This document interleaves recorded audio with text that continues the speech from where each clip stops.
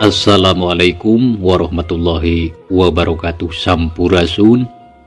Alhamdulillah urang sadayana dipanjangkeun yuswa. Urang nuluykeun hanca mitra masih dina judul Janji Nu Mawapati anu mana ayeuna bagian ka 33 nanya. Sumaga mitra ameh teu nyangkolong kana waktos. Tuh, gening anu gering geus sadar. Jung si Aki nangtung serog ngadeukeutan kana Englisna anu keur kucap kiceup. Sorot panon katara layu awakna katara bangun anu lungse. Yan ningali kitu sararia oge terus narangtung milu ngadeukeutan. Nyai anyaking, kumaha hidup geus eling? Aki Juha gancang tumanya bari neuteub. Abdi mah emot Aki. Tapi kunaon ieu awak abdi karasana meuni asa lungse. Sareng nyareuri ieu teh. Nya wayahna we sing sabar. Tapi keun bae da moal nyaon engke oge bakal cager sarta jagjag deui sakumaha biasa. Aih, mana cai anu tadi teh? Sok gancang geura inumkeun. Sarta ulah poho maca bismillah.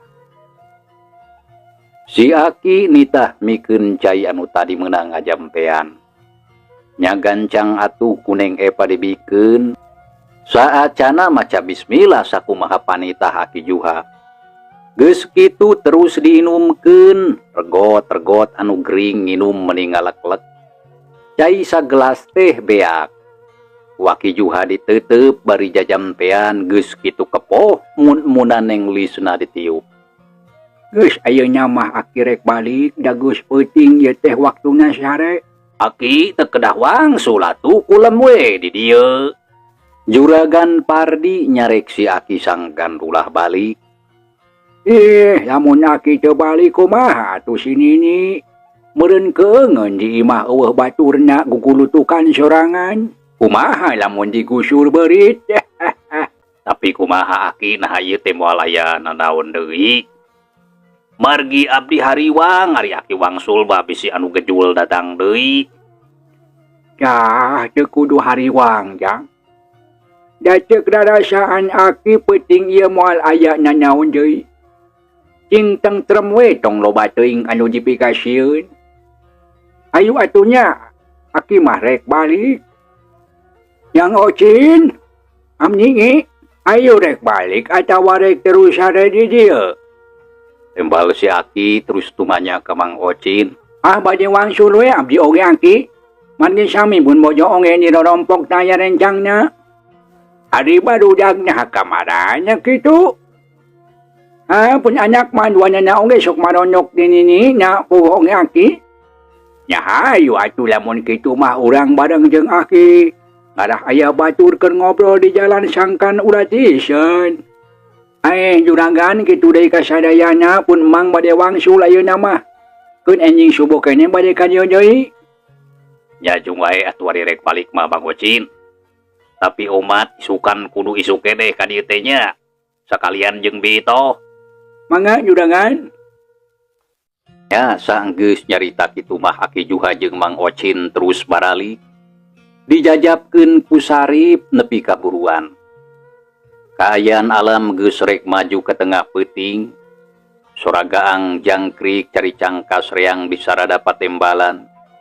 Sakapeung kadengis sora bueuk dina tangkal nangka. Angin leutik ngahiliwir hawa karasa tiis nyecep sumeleket kana awak tembus kana sumsum balung. Kaayaan di lembur Cibedug estu sepi jempling. Da puguh pangeusina geus sarare tibra. Mitra kaum dangu kocapkeun isukna kirawan cibada salat subuh. Mang Ocin jeung Bito geus nyararing. Harita duanana keur dariuk si duru hareupeun hau bari ngahaneutkeun sangu. Kang Ocin nah balik teh meuni peuting-peuting toing. Naon heula di ditu teh meuni betah. Nah teu inget ka pamajikan.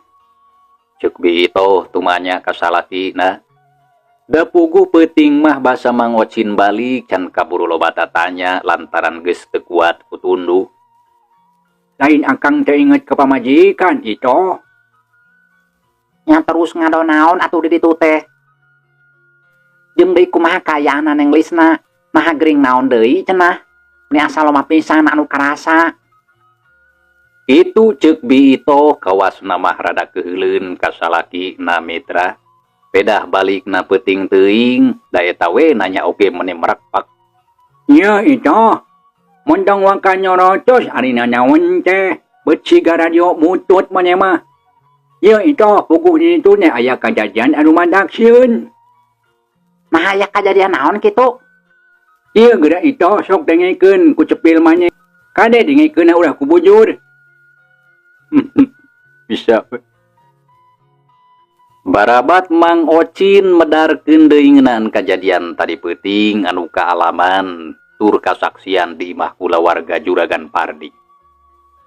Sakabehna oge diterangkeun sarta eueuh anu tinggalin. Ari Biito meuni gogodeg ngadenge kitu teh heran campur jeung keueung. Komo palebah nyaritakeun lamun ka kulawargana Juragan Pardi aya bangsa lelembut anu rek malespati. Bulu punduk Biito meuni pating puringkak. Nah kitu puguh oge kejadian teh. Akang mah meuni keueung ningalina oge lamun teu sieun dicarekan mah kudunungan hayang buru-buru balik. Eleuh Kang Ocin, nah make jeung aya anu kitu ka kulawarga Juragan Pardi teh. Jadi cek Angki Juha teh aya bangsa lalembut anu rek malespati nya. Lain heureuy atuh lamun kitu mah Kang. Ceuk Biito bari melong ka salakina. Ya puguh oge kitu kajeragan ti Aki Juha teh. Jeung deui asa piraku si Aki make jeung heureuy. Kang Ocin, ari akang inget kene atawa henteu? Inget kana naon itu? Tanja Mang Ocin bari mencrong ka bojona. Kieu Kang, pas sababaraha bulan anu katukang waktu peutingna Bulasmi maot. Kapan harita aya anu datang ka imah urang teh geuning. Lamun ceuk sangkaan urang mah eta teh arwahna Bulasmi. Anu ngahaja datang sarta menta sangkan urang nalingakeun ka anak-anakna. Lantaran cenah rek aya anu ngarah kana nyawana tah kitu, cing akang inget atanapi henteu. Oh, bener itu. Ingat akang oge. Tah lamun kitu mah sigana aku ratuh. Jeung keterangan ci Aki Juha. Nya bener Kang. Tapi bangsa lelembut di mana atunya anu boga niat hayang malespati ka kulawarga Juragan Pardi teh. Ceuk Biito sarang rada kurang kerung mikiran eta pasoalan. Ieu itu. Lamun nurutkeun gambaran anu katingali ku Aki Juha teh, cenah aya pasawahan. Aya saung di jerona aya dua urang jalma duaan lalaki jeung awewe. Kadituna aya imah anu kahuruan sarta aya 3 jalma anu kaduruk. Tah anu panungtung cenah ningali aya awewe keur ceurik balilihan. Terusna ngaragdakeun maneh ka jurang. Lamun ceuk pikiran akang imahnya ceuk pikiran akang kitu ge. Moal boa ieu teh aya pakuat pakaitna jeung kulawarga Mang Jumari baheula. Alah, nya boa bener Kang Ocin. Lantaran anu kahuruan di lemur urang mah apan imah Mang Jumari sarta anu boga nama raot kan uruk. Kitu deui Nyi Rasti sobat kuring. Apan teu lila ngaragrakeun maneh ka jurang. Ceuk kuring mah bener Kang Ocin. Anu dimaksud ku Aki Juha teh geus pasti Nyi Rasti jeung kulawargana. Tapi naon hubungan jeung Juragan Pardi? Biito tumanya bari teuteup ka Mang Ocin. Ieu geuna itu Marsito. Itu we atuh Kang make kudu Marsito sagala rupa. Itu. Ari anu sabenerna mah baheula Juragan Pardi basa keur ngora. Kungsi hahadean jeung Nyi Rasti. Saurang oge sigana taya anu nyaho salian ti akang jeung Kang Pendi. Lantaran baheula Kang mah mindeng manggihan maranehna reureujeungan. Saterusna kumaha Kang? Nya ari anu saterusna mah teuing kumaha mimitina Kang Pardi jeung Nyi Rasti teh tuluy papisah. Ari sabab harita Kang Pardi terus indit ka kota teu lilapru kawin jeung Neng Lasmi. Kitunya lalakona teh. Karek nyaho kuring mah kunaon Kang Ocin teu mere nyaho ti samemehna. Mungu angkang teh haroream nyerintang kena. Sambam endang kejadian teh kasih mata ketir. Tapi saya ingat akang harita teh samemeh Kang Pardi indit ka kota, manehna kungsi ngeusian botol ku minyak tanah. Hari nyari tanah mah cenah keur ubar nyeri beuteng. Nya terus indit sanajan geus burit oge teu beunang dicarek. Tah hari peutingna aya kajadian imah Mang Jumari harita kahuruan. Akang mah ieu teh aya rasa curiga. Moal anu ngaduruk imah nyirasti teh juragan Pardi kitu. Ceuk Mang Ocin nembrakeun kacurigaana. Ari biito sakedapan mah ngahuleng. Buatnya Kang Ocin, lantaran baheula kuring oge kungsi ngadenge cek batur lamun imah Mang Jumari teh lain kahuruan. Tapi aya anu ngaduruk. Apan kitu becana mah. Ngan hanjakal we teu kanyahoan jalma anu geus ngadurukna. Tapi lamun nya ku juragan Pardi, tetela geuning telenges eta jalma teh. Matak pantes lamun ayeuna kula wargana aya nu ngarah-ngarah oge. Da meureun akibat kalakuan manehna. Siga nyamah kitu ito. Terus kumaha tukang ayeuna pipetaheun urang. Kuring mah beut asa jadi sieun sok inggis kababawa lantaran urang digawe di manehna. Tanya Bito hatena jadi ngarasa keung mitra. Sok sieun jadi kabalerang. Teu kudu sieun urang mah itoh marsitoh. Da teu rumasa boga dosa sarta tara jahat jeung deleka ka sasama. Ngan anu jadi karunya teh anak-anakna lantaran geuning meuni barageur barudakna teh. Coba rek kumaha perasaanna lamun seung nyaho bapana teh jalma jahat. Tentu bakal sedih atuh. Nya Kang, terus kumaha atuh ari urang? Tanya Bito bari neuteup ka salakina. Nyari urang mah da teu bisa ngalakukeun nyaon. Paling oge ukur ngabandungan. Dari nulungan mah Kang teh teu bisa. Nya akalan atuh Kang. Sanajan juragan Pardi jahat oge tapi naha akang teu karunya ka barudakna. Nya ari akalan teh akalan kumaha itu marsito. Da akang teh teu sanggup ari kudu ngalawan jurig mah.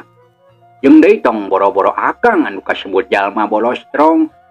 Cacakan kiduha oge kolot anu aya eusian sarta loba ilmuna.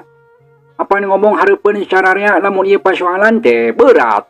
Pokna oge lain sang hareupeun sameme dahar cenah. Ceuk Mang Ocin terus jung nangtung rek ngaleos ka jero. Tapi kumaha lamun eta jurig teh terus ngaganggu ka anak-anakna? Nyakeun bae urusan eta mah. Senyan dipikiran we ku bapana. Geus lah sakitu heula ngobrolna. Kancang tah sangu gerajait. Sigana geus asak meureun. Tuh tingali di luar geus rek caang. Ayo buru-buru urang indit ka imah juragan Pardi bisi narungguan. Tembal Mang Ocin bari terus ngaleos. Ari Bito gancang jait sangu tuluy masak nyadiakeun kadaharan keur barudakna. Anu rek arindit ka sakola. Teu lila antarana geus rengse itu jeung ieuna. Nya terus bae arindit ka imah juragan Pardi sakumaha biasana. Barang jol ka imah dunungana. Kasampat Dani Sarip jeung Neng Epa geus harudang samalah harita mah tiluana oge geus ngalaksanakeun salat subuh. Da puguh inget kana papatah ti Aki Juha. Ari juragan Pardi masih kene sare tibra. Itu deui Neng Lisna can nyaring. Bito langsung asup ka dapur dekulna heureut cai bari beberes.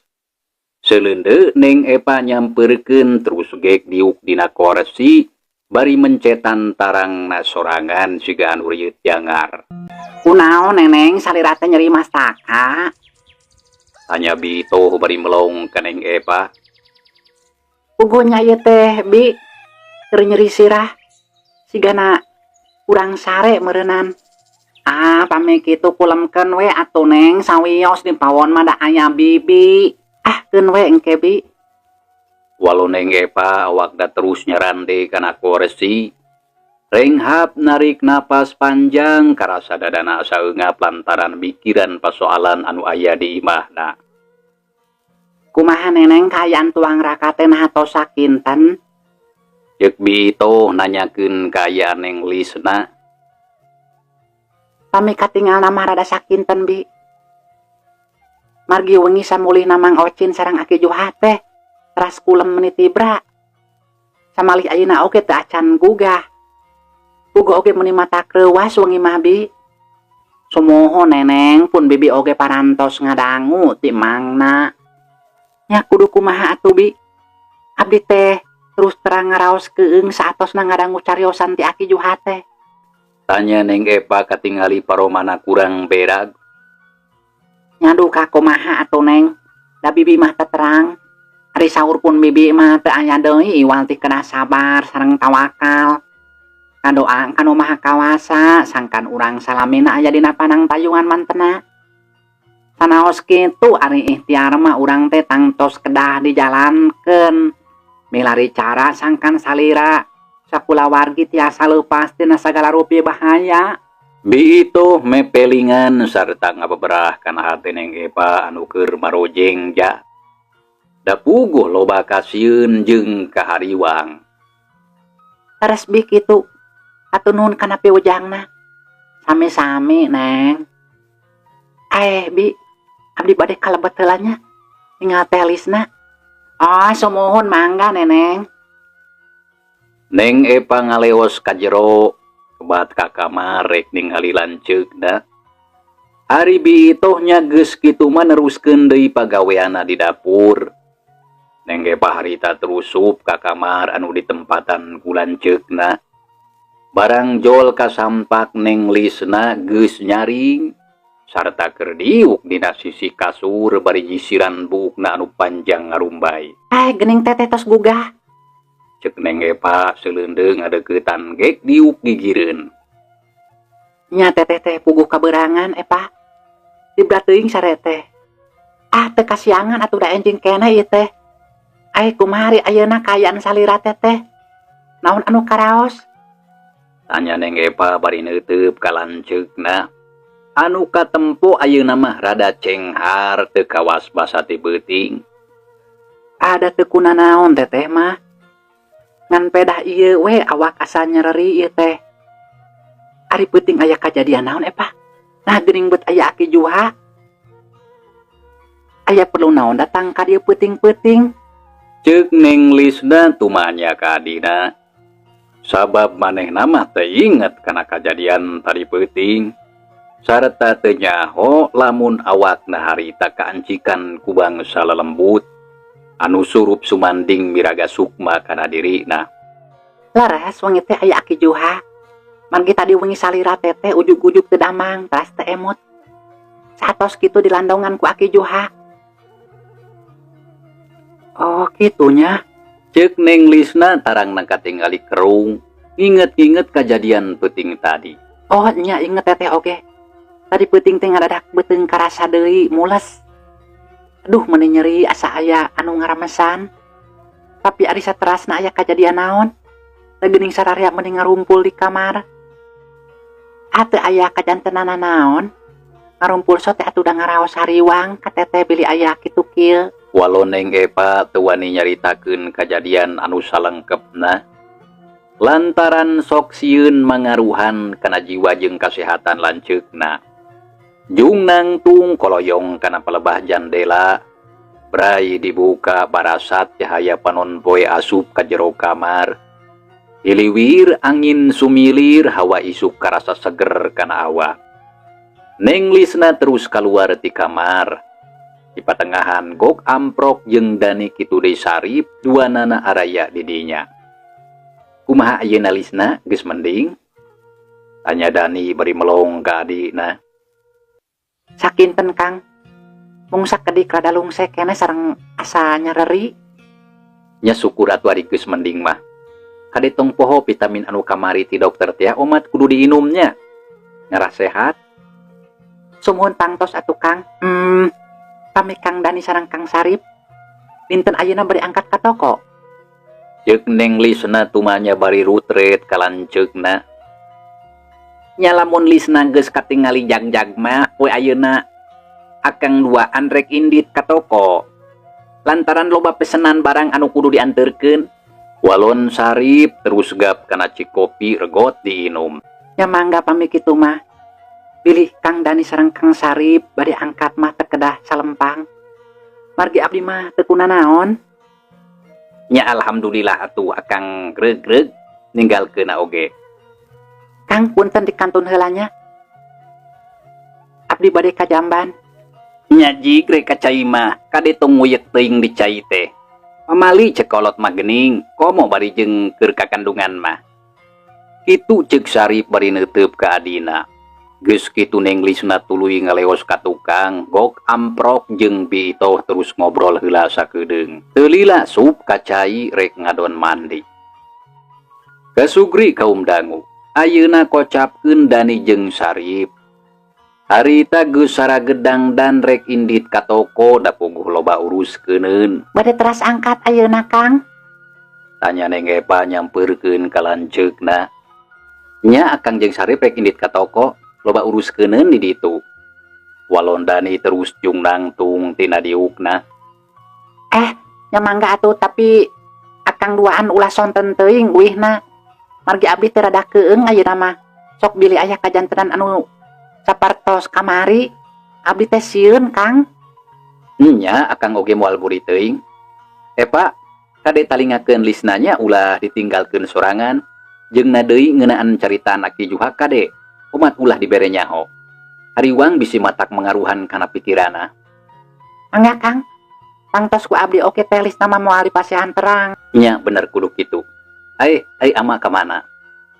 Ceuk Dani nanyakeun anu jadi bapakna anu titah dican katingali. Ugu amat teh kulem keneh Kang. Nyakeun bae atuh hari kitu mah. Lamun engke nanyakeun bejakeun we lah akang duaan geus indit ka toko kitu.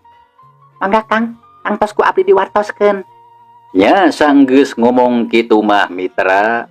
Dani jeung Sarip terus arindit ninggalkeun Neng Epa anu masih keneh ngajanteng nangtung can incah tina tempatna. Mitra kaum dangu, ayeuna urang caritakeun saminggu geus kaliwat. Kaya nenglisna geus cager deui sakumaha biasana. Ti saprak aya kajadian anu mata keung di imahna, tetela geuning beut aya hikmahna. Nya ku ayeuna mah Sarip jeung Neng Epa beuki rajin dina ngajalankeun ibadahna. Itu deui Dani jeung Neng Lisna oge jadi kabawakeun. Ari juragan Pardi sok eta oge sakali-kalieun, tapi lamun pareng keur daek dalolobana mah haroream. Di harita kayaan di imahna teh eueuh kajadian naon. Karasa tentrem taya anu matak pika hariwangeun. Unggal poe teu weleh galumbira lantaran kayaan hirupna makmur taya pisan kekurangan. Akhirna waktu sabulan geus kasorang. Kandungan Neng Lisna geus ningcak kana 6 bulan sarta katingali geus tambah ngagedean. Dina hiji poe, Neng Lisna menang beja ti salakina anu katelah Indra. Ari cenah mah 2 poe deui rek balik. Ari sabab pagaweana di Surabaya geus rengse. Nya puguh bae atuh Neng Lisna kacida pisan ngarasa bunga anu taya hinggana. Lantaran geus lila teu panggih jeung anu jadi salakina, anu salila ieu teu weleh dipieling ku dirina. 3 poe ti harita, kira wanci sariak layung. Neng Lisna nangtung ngalong hareupeun jandela kamar. Panuan melong kaburuan ningali pepelakan jeung kekembangan anu keur meuhejeuna marekar. Tongere treang di sarada patembalan. Manuk-manuk ricit dinadahan pating aracolong niangan pamondokan. Nya sanggeus aya kana sawatara waktu reup cahaya layung teh pareum. Panon poe geus surup kana mun-munan gunung. Dur harita teh kadenge sora bedug ditakol di masjid, disusul ku sora anu azan. Reup sareupna kayaan geus rek poek nandakeun waktu beurang. Geus rek diganti ku datang namang salam peuting. Lisna geura tutupkeun jandela teh geus burit. jeung deui tong ngalong wae pamali wanci sareupna ieu teh. Ceuk Juragan Pardi ka anakna anu harita keur ngalong tina jandela. Ngadenge kitu Neng Lisna ngaliuk breh katempo bapana nangtung di lawang panto kamar. Mangga ama. Sok kancang geura tutupkeun bisi aya sanekala. Juragan Pardi ngomongna bari terus rek ngaleos. Anu kumaha ama sanekala teh? Tanya Neng Lisna melong ka bapakna. Teu kudu nanya anu kumaha da mah oge can panggih. Ngan cenah cekolot kitu ge. Sok buru tutupkeun ulah sok pedegong haritaeun teh. Leos Juragan Pardi indit ari Neng Lisna teu baha harita keneh ngagugu jandela teh terus ditutupkeun. Tapi saacan nutup, iliwir aya angin leutik nembag kana awakna. Karasa tiis sup angin ka jero kamar, brug jandela teh ditutupkeun. Sakalian ditulakan meuni pageuh. Sabot keur kitu bletak kadengi aya sora anu ngapletak tukangeun. Naonnya? Anu ngebletak. Ceuk Neng Lisna gancang ngaliuk. Barang breh katempo kaca lomari peupeus tapi teremuk. Katingali nangan ukur rengat ngagaris panjang. Alah, nah geuning kaca lomari teh. Ujuk-ujuk peupeus. Kitu ceuk Neng Lisna ragamang leungeuna kana kaca lomari terus dicaga palebah anu rengatna. Ituna teh bari dititenan. Bareng jeung kitu, jeleg dina kaca lomari teh katingali aya tangtungan saurang awewe anu rupa jeung tangtungana kacida pisan matak dikasieun. Ari bajuna katingali rangsak, awakna oge ruksak baloboran ku geti. Anon bolotot mencrong sebubeureum, puukna ngariringkik. Nya cohagna mah saeutik oge eueuh alusna. Ningali kitu Neng Lisna reuwas anu taya papadana. Launan mundur ka tukang maksudna mah rek ngajauhan. Tapi tangtungan awewe anu aya dina kaca teh ngageuleuyeung nyampeurkeun. Neng Lisna puguh bae atuh. Meuni soak tapi barang rek ngajerit, eta makhluk teh gancang ngarontok, sup nembus kana awak Neng Lisna. Sarta ngahiji jeung raga badagna, burileng panon Neng Lisna. Teu lila cikikik seuri sorana ngirung mata kukurayeun.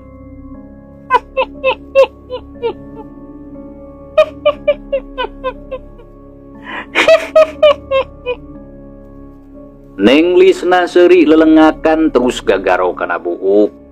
Kawas anu loba kutu bari teureun seseurian sorana tarik kadenge ku sararea. Juragan Pardi dani kitu deui Neng Epa anu keur aya di patengahan puguh bae meunang ngarenjag. Ai kunaon budak teh make jeung seseurian sorangan. Ceuk Juragan Pardi bari ngareret ka palebah lawang kamar anu ditempatan ku Neng Lisna. Pantona katingali deui muka. Mohon ama kunaon nya Lisna teh? Duka teuing ngatubeut kawas anu teu eling. Cing hayu urang tingali. Juragan Pardi terus nangtung guragiru muru ka kamar. Dani jeung Neng Epa geuwat naruturkeun. Sup tiluanana ka jero barang breh kabeh oge ngajenghok. Sabab ningali Neng Lisna keur nangtung hareupeun kaca anu geus peupeus. Bari teureun seuri cicirihilan. Buukna ngariringkik aut-autan panon molotot matak sieun.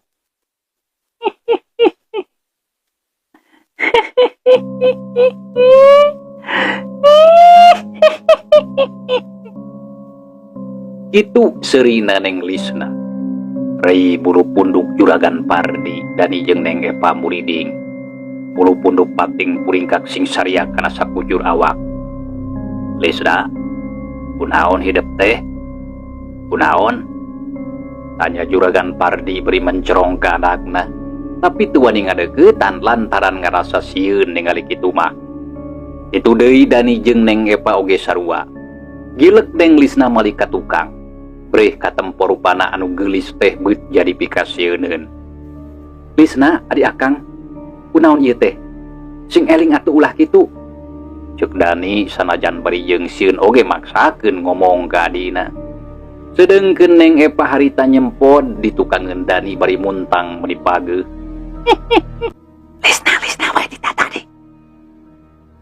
Aing mah lain si Lisna nyaho teu. Sok deuleu atuh sing sidik kumarane. Jeung deui bari na oge si Lisna mah da geus eueuh. Ari nu aya dina awak mah aing.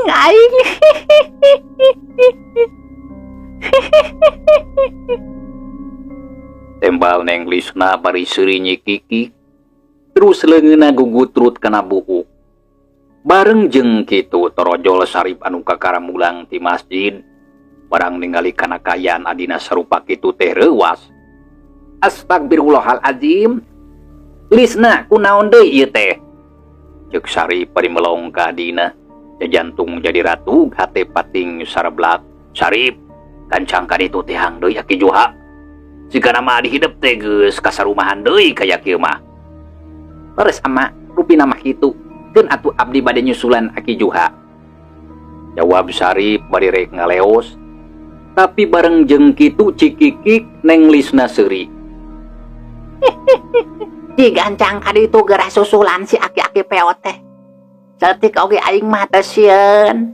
Urusan ka dieu ku aing rek dicekek sina modar. Kitu ceuk bangsa lelembut anu ngancik dina kurungan awak Neng Lisna. Sarip jeung anu sejena ngarenjag reuwas ngadenge kitu teh. Setan. Gancang keluar sia tina awak adi aing. Teu kudu ngaganggu ka manusia. Urang masing-masing we hirup mah. Ceuk Sarip harita bari molotot ka Neng Lisna anu keur kasandingan. Benyit atawarah. Montong molotot ka aing sia. Nah ari sia teu sieun lamun dilegleg ku aing. Tembal Neng Lisna malik molotot ka Sarip. Sarip, geus tong diajak nyarita anu kitu patut mah. Gancang ka ditu teh Aki Juha. Lantaran ieu teu bisa diantep. Ceuk Juragan Pardi nitah ka Sarip sangkan geura indit nyusulan Aki Juha. Taleleda Sarip harita keneh buru-buru ngaleos. Sanggeus Sarip indit kaya Neng Lisna kalah beuki maceu. Cikikik seuri terus gagaro kana buuk. Geus kitu ret kana beuteungna nu katempo melendung nya terus diramesan ku dua legeuna. Moal disesakeun. Saturunan si laing mah kabeh oge bakal modar. Dina leungeun aing. Hiji oge moal aya anu dihirupan. Kitu ceuk bangsa lelembut anu ngancik dina awak Neng Lisna. Lisna ulah kitu anaking. Cing eling apan eta teh anak hidup darah daging sorangan. Dani tong diantep cekelan si Lisna bisi matak bahaya. Juragan Pardi kagorowo ka Dani sangkan jekelan adina. Ngadenge caritaan kitu srog Dani maju ngadeuketan. Maksudna mah rek newak leungeuna. Ap ngan ukur sakila. Yuk. Gaplok beungeut Dani dicabok. Aduh. Dani ngagoa kreuwas. Insyaallah kin urang lajengkeun deui mitra. Hatur nuhun kana rupi beratosana wilujeng kantun. Wassalamualaikum warahmatullahi wabarakatuh.